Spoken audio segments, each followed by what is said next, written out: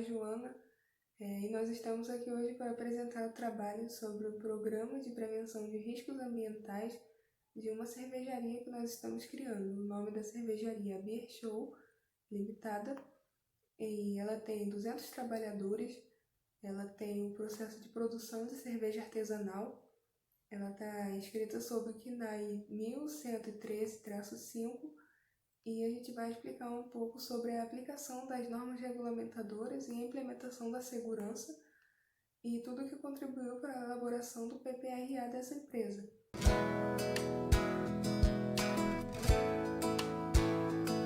Meu nome é João Pedro, Vou falar da ordem de serviço da cervejaria B, que é uma produção de cerveja, uma fábrica que produz cerveja. E primeiro, o que é a ordem de serviço? No caso, é referente à NR1. A ordem de serviço é quando o setor da tal empresa ele está apto e de acordo para poder começar a realizar suas funções, para poder o setor começar a operar. Então, vou explicar um pouco aqui dos setores da cervejaria. A cervejaria ela tem o setor da produção, com 40 funcionários, onde nesse setor indica todos os riscos, consta na OS, na ordem de serviço, indica todos os riscos, os 40 funcionários e os EPIs adequados para utilizar, para poder se proteger referente ao risco. Temos o estoque, o risco e todos os EPIs para poder se proteger referente a esse risco que o trabalhador está exposto.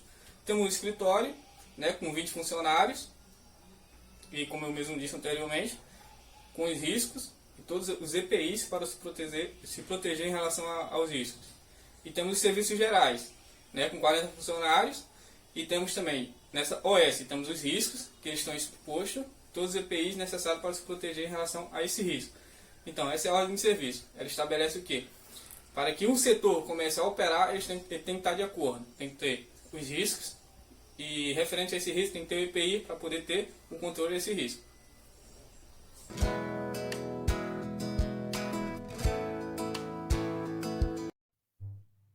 Boa noite, meu nome é Joana, sou aluna do curso técnico de segurança do trabalho e hoje eu estou aqui para explicar a NR2 constante no trabalho feito sobre o PPRA da empresa da cervejaria Beer Show.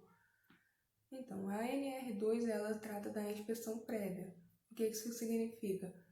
Quando você inicia uma empresa, você faz uma comunicação ao Ministério do Trabalho antes de iniciar as atividades e espera uma visita de um responsável do órgão para avaliar a empresa, para garantir que não haja risco de acidentes e de doenças do trabalho, do desenvolvimento de doenças do trabalho por parte dos trabalhadores. E dessa inspeção são gerados 2 documentos, um que é o CAI, Certificado de Aprovação de Instalações, e o outro que é uma declaração de inspeção. Sendo que o que acontecia?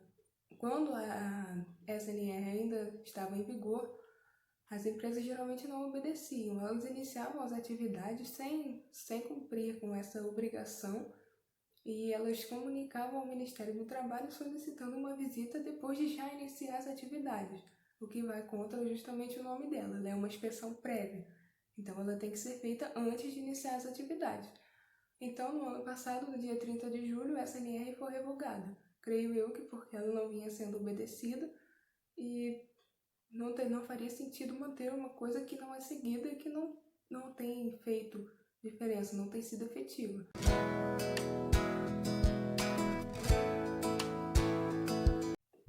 Agora eu vou falar um pouco sobre a NR3. A NR3 ela fala sobre embargo e interdição. O embargo seria no caso de uma obra, de uma atividade da indústria da construção civil. Já a interdição ela serve para um estabelecimento, um setor da empresa, uma frente de trabalho, uma máquina ou um equipamento. A interdição, então, ela não é só do estabelecimento, ela pode ser de uma pequena parte dele, de um equipamento, de uma máquina, depende. Ela é necessária, ela é feita quando é identificada uma situação de risco grave e iminente. O que isso significa? Uma situação onde possa causar ao trabalhador uma lesão grave, um acidente, uma morte, uma consequência severa. E para você avaliar se é uma situação de risco grave e iminente, você tem que levar em conta dois fatores. Você tem que considerar a consequência do evento e a probabilidade daquele risco atingir o trabalhador. Então, esses são os dois parâmetros para você identificar uma situação de risco grave e iminente a ponto de você interditar uma empresa, um estabelecimento, uma frente de trabalho, uma máquina, um equipamento, ou você embargar uma obra. Na documentação da Beer Show, a gente vai enviar uma declaração atestando que a empresa não tem nenhuma situação que venha a ter sido identificada como um risco grave e iminente aos trabalhadores. Então, nesse caso, a gente está comunicando ao Ministério do Trabalho, através desse documento, sobre a responsabilidade de um técnico de segurança, que não há uma situação onde haja necessidade de interdição na empresa.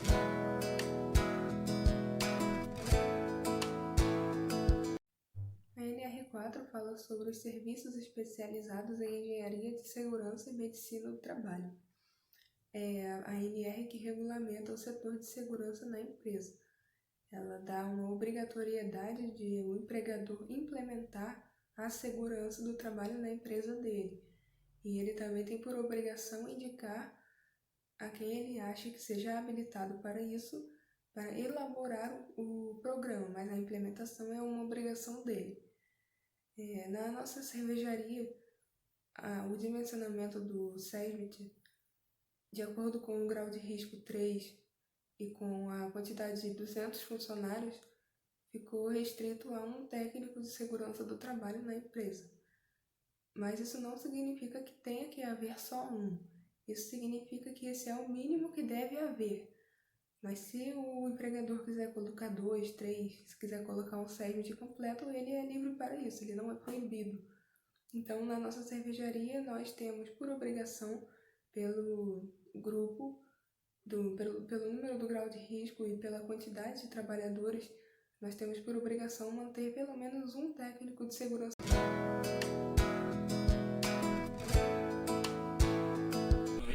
Então, vou falar de como ficou a CIPA, o dimensionamento da CIPA na cervejaria Beer FPDA, na empresa, na fabricação de cerveja.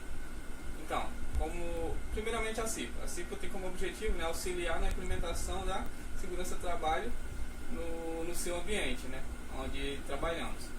Então, o dimensionamento ficou o seguinte: como a gente tem 200 funcionários e o grau de risco da empresa é nível 3, o dimensionamento ficou 4 suplentes eleitos pelos empregados e 4 suplentes indicados pelo empregador, 4 efetivos eleitos pelos empregados e 4 efetivos indicados pelo empregador, ou seja, no total 8 efetivos e 8 suplentes, 16 cipeiros ao todo. Então a nossa CIPA foi dimensionada dessa forma.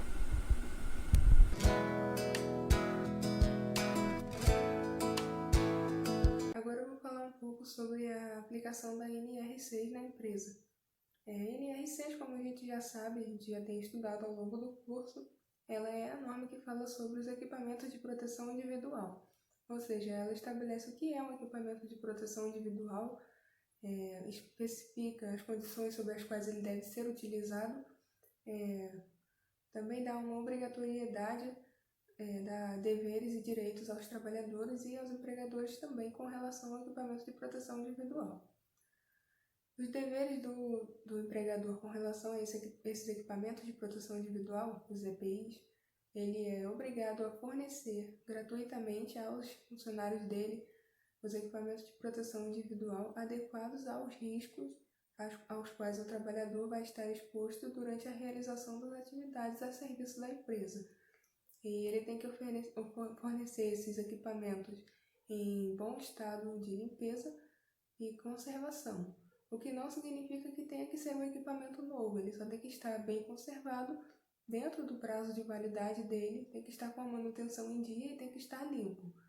Já o empregado, a obrigação dele, ele tem o direito de receber gratuitamente, como é uma obrigação do empregador.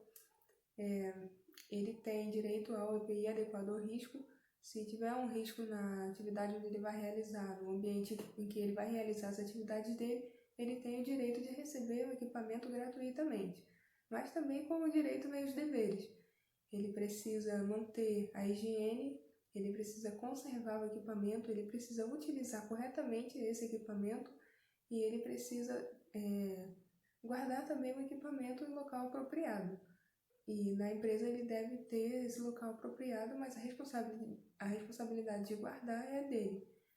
Então, para haver um controle sobre isso, quando o trabalhador entra na empresa, na Beer Show, ele recebe um treinamento sobre o uso dos equipamentos de proteção individual de acordo com a atividade que ele vai exercer. Ele recebe também os equipamentos que ele vai utilizar para a realização dos trabalhos e ele recebe toda a instrução de como higienizar, como guardar, como conservar, como utilizar. E para que isso fique registrado, nós temos uma declaração que ele assina dizendo que ele recebeu o treinamento sobre a utilização adequada do equipamento. E ele também assina um outro documento atestando que ele se responsabiliza pelo equipamento que ele está recebendo, tanto da limpeza, manutenção, conservação e guarda.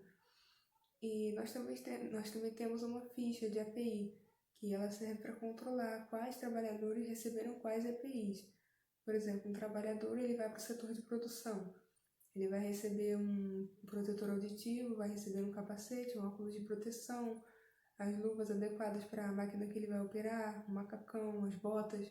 Então, a gente especifica o equipamento, o material, o CA do equipamento, certificado de aprovação, e a gente coloca nessa ficha. E o trabalhador, a gente põe o nome dele também, põe a data, e o trabalhador assina atestando que ele pegou aqueles equipamentos da empresa.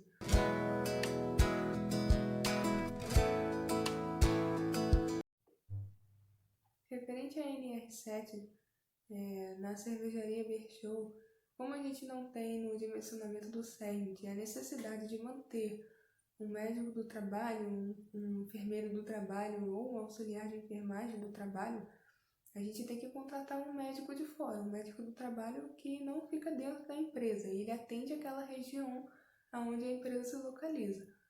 Então, quando a gente vai admitir um trabalhador, a gente encaminha esse trabalhador para esse médico faz a consulta, faz todas as avaliações e emite um aso admissional dizendo se ele está apto ou não a exercer as funções às quais ele está se candidatando.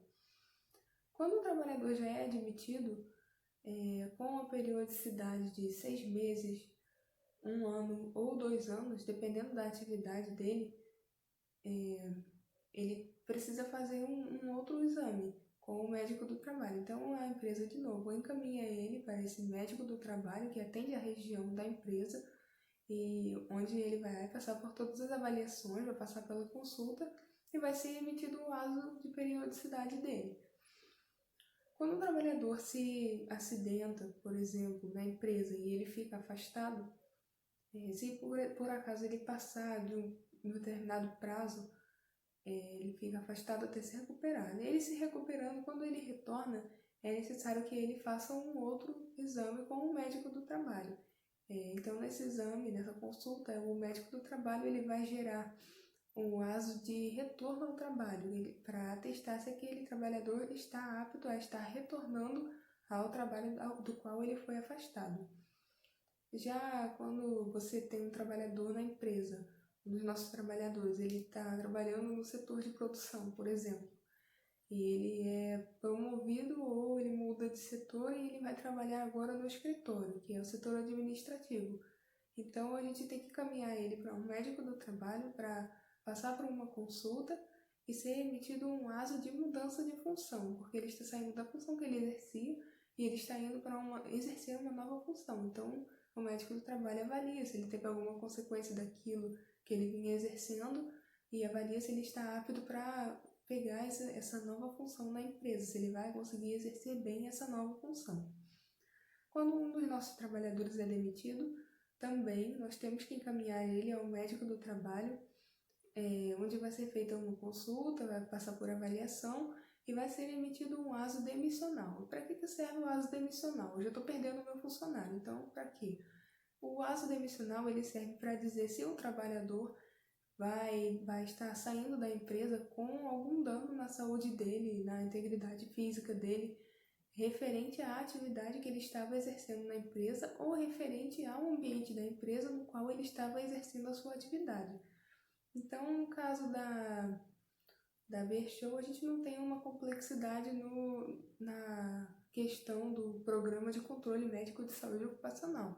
A gente contrata esse médico do trabalho que atende a nossa região, a gente pede a ele toda a parte que tem que ser feita pelo médico do trabalho no programa de controle médico de saúde ocupacional. A gente complementa as informações desse programa com as informações do PPRA e esse programa também complementa o PPRA. Então, a gente dá as informações para o médico do trabalho, ele faz a parte dele e nós fazemos a nossa parte. Então, não há assim uma complexidade. Se fosse numa outra empresa, um SESMIT completo, aí sim, teria na empresa o médico do trabalho da empresa, teria o enfermeiro do trabalho da empresa e teria o auxiliar de enfermagem do trabalho da empresa. Eles ali dentro da empresa fariam a mesma coisa que esse médico está fazendo para a Bershow, só que eles estariam fazendo ali dentro somente para a Bershow. Então, eles estariam desenvolvendo o programa, estariam monitorando, estariam ali avaliando, modificando, fazendo o que fosse necessário.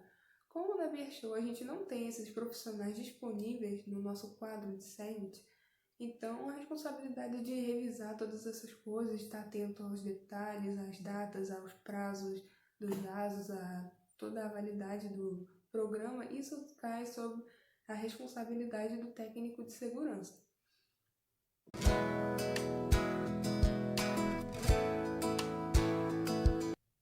A NR8 ela fala sobre a edificação, ela fala sobre os requisitos mínimos a nível federal sobre como deve ser uma edificação de uma empresa de modo que venha garantir um certo conforto para os trabalhadores.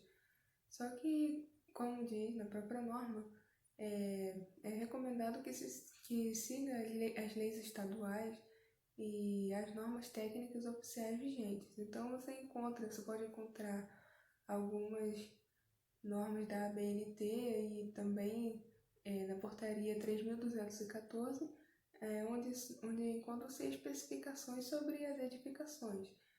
Mas na norma a gente pode perceber algumas menções à proteção contra quedas, à sinalização, à conservação do piso, rampas e escadas, proteção contra queda em rampas e escadas também. Você tem uma obrigatoriedade de fazer um isolamento termoacústico das paredes internas, das paredes externas da empresa. Você tem também uma obrigatoriedade em não permitir muita incidência solar dentro do local de trabalho, mas também de modo que não seja pouca incidência solar, ou seja, você tem que ter uma possibilidade de luz natural, mas não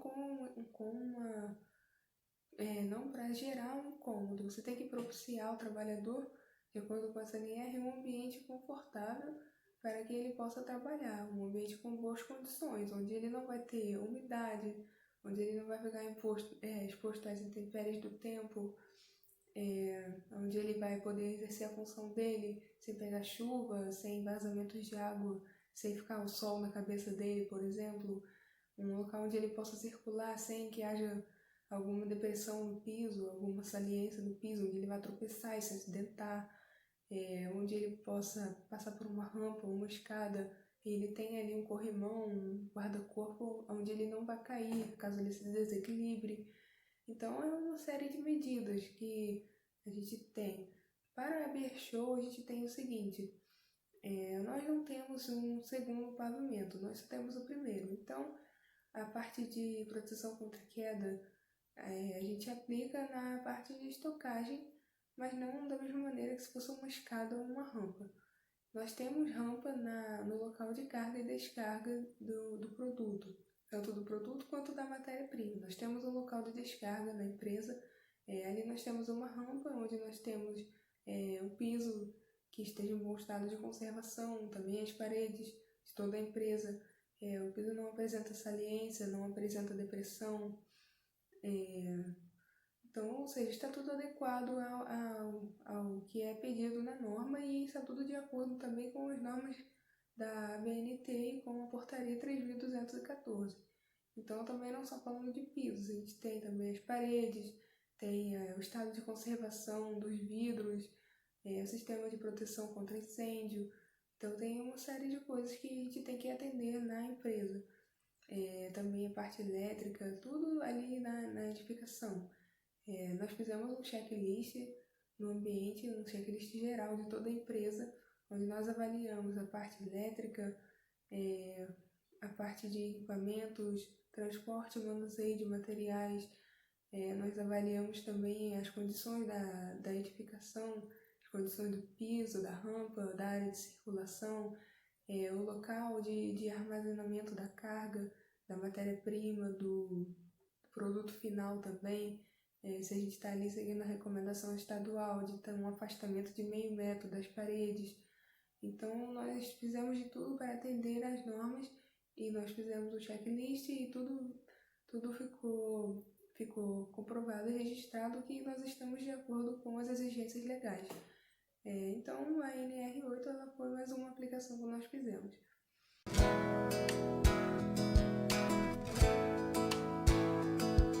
Boa noite, meu nome é Solange de Souza, eu sou aluna do curso Senai Maracanã, cujo faço curso de técnico de segurança do trabalho e tendo como meus mestres o professor Gilberto e o professor Flávio.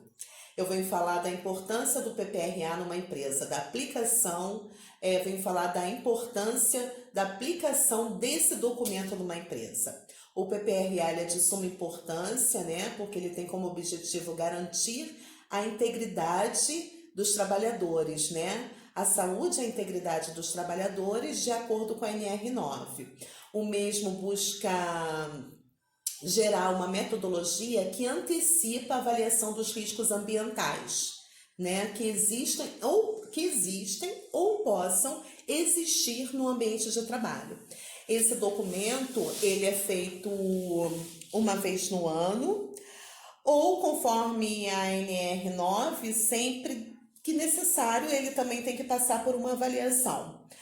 No que tange a nossa empresa, que é a Cervejaria Beer Show Limitada, será utilizada uma metodologia de gradação de riscos e da exposição a esses agentes, ou, no caso de acidentes, a probabilidade de que o evento ocorra, utilizando-se critérios de metodologia adotadas, que serão identificadas as necessidades e as avaliações quantitativas de exposição a agentes e fatores de riscos ambientais e a adoção, melhoria ou manutenção de medidas de controle com a respectiva indicação de prioridade estabelecida em função do nível de exposição.